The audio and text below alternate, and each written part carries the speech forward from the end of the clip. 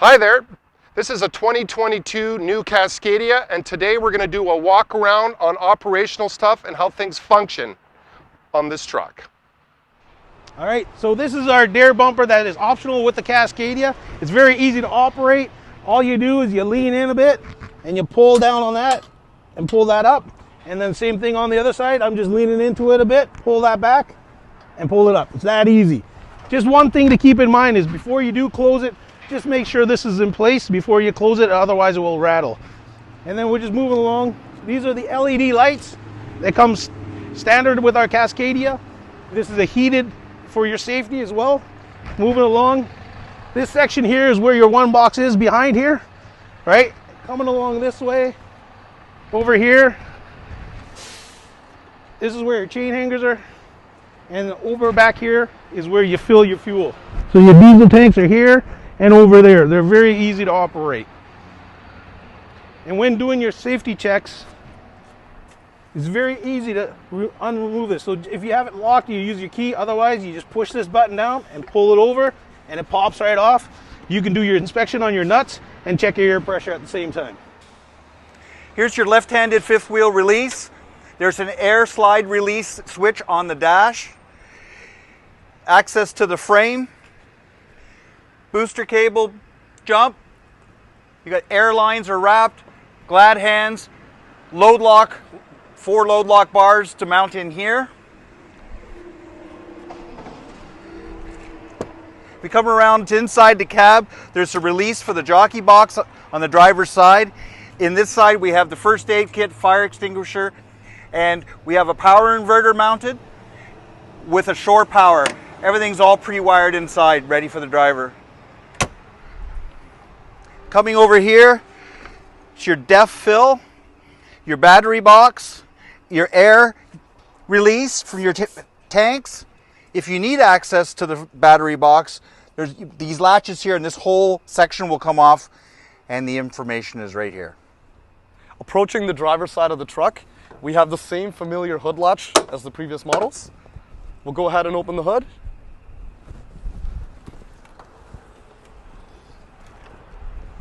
The tow hooks have been relocated to the front of the truck from previous models. Over here you have your fuel water separator.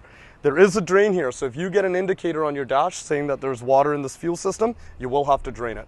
Over here we have our power steering reservoir that is translucent, so you can see the fill level. Same thing with the coolant tank over here. You want to be careful. You do want to read what type of coolant goes in there because there is different types. We'll move over here. This is the fuel filters over here. There is a pump to prime the fuel. Right here you have your oil fill and your oil level check, your dipstick. Up there is your air filter. Over here on the hot side of the truck, we have your air dryer. Up there we have your air filter minder that'll show you your restriction level. Down below over here we have your cabin filter. Now this is really important. You want to take this tab off periodically to check the restriction level because that is air that you're breathing in. Over here we have your windshield washer fluid. You can see the level right here is full. You definitely want to check that out periodically as well. And over here we have one fuse panel that's located on the firewall. This will have your fuses and your relays.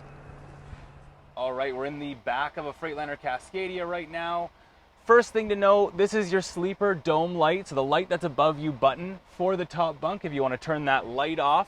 And then jumping down into the lower bunk area here, we have your reading light to turn that on and off, the button on the bottom of the light right there. These are your controls for the S-bar heater, the bunk heater that's under the bunk here. Here's your main HVAC controls for the bunk.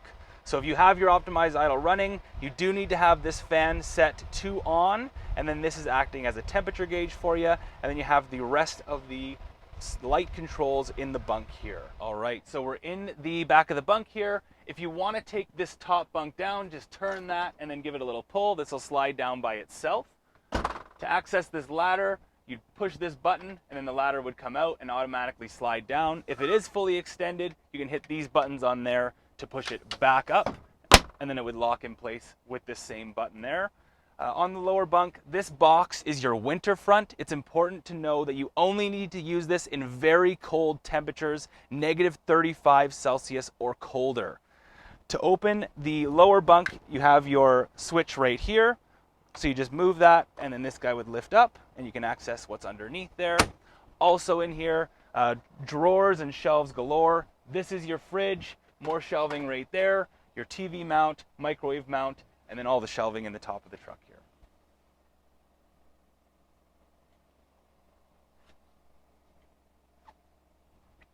And one more thing to just show you quickly. These do button on if you want to have no sunlight in there. And if you want to access this, these windows do open a little bit as well. I'm in the passenger seat of the Cascadia here. Behind this is what's called your E-Vault. So this is where all of your electrical will be. You can actually reach right back behind here if you need to access any of the air lines or electrical for the cab. To open this up and see your fuses is these two buttons right here. You're going to push on that and open it up. You do have spare fuses along the top here and a bit of a fuse diagram on the inside of this panel as well. Right, so operation of the truck itself, you have your mirror movement options here and then turning the mirror heat on. Windows and door locks are there. On the side here, this is going to be for your wipers, so intermittent options are low to high down there. These are all for the dash panel here, how to operate that. And then this is your cruise control and phone controls right here.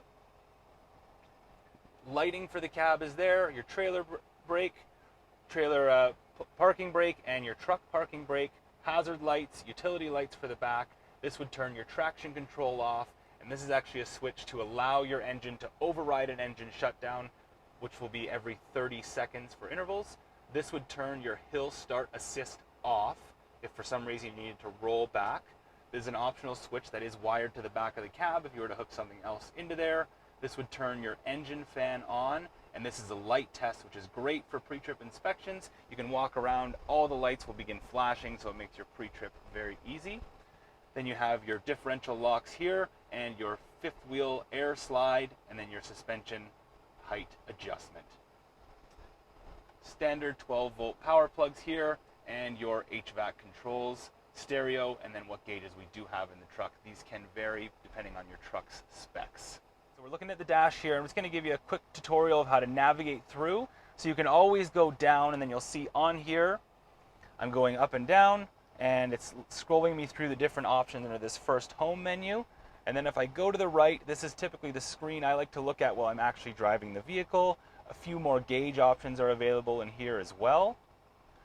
We've actually created a couple fault codes on this, so to access those, you'd be able to hit the OK button, see that your fuel's low, and then as well, if I click down one more time, it's saying that there's an after-treatment system problem detected.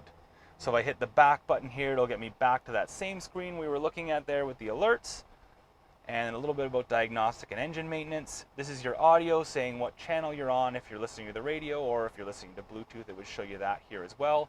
And then if you're connected to your phone, it would show that here.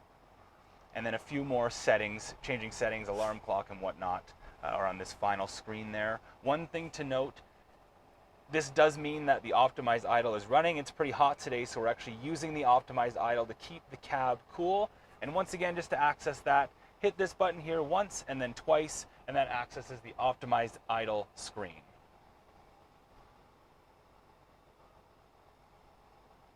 So the mechanical gauges on here, this is your RPM gauge, your oil pressure gauge. Now this will typically just sit at 50 PSI always in the new gen Cascadias, whereas older models it might have fluctuated a little bit.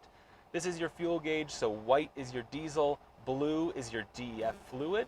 Here's your speedometer, and then your air pressure gauge, so primary is white, secondary is blue, and your water temperature gauge is the final bottom right gauge there. So this is the seat operation. Farthest button away from you is going to actually adjust the angle of the seat itself, so this whole thing would rock. Next one here, this is going to move the cushion back and forth on the base of this seat. This guy is going to lock you from this thing moving back and forth like this, so if it's locked, that won't move. This one here will move the entire base left and right. This one up and down, not really one switch, but it's kind of a setting. That'll be how much the seat will sway as you go over bumps. And then this is bringing the actual seat down itself. These are all your lumbar support options. This is hot, cold, and then low, medium, high button for that there. Here's your night switch. So if you are leaving this truck for an extended period of time, click that to off. And then one more thing here, this is your air supply. So if you want to blow out your cab, this is an optional thing, but it may be included in your truck and you can blow out your cab with that optional air supply there.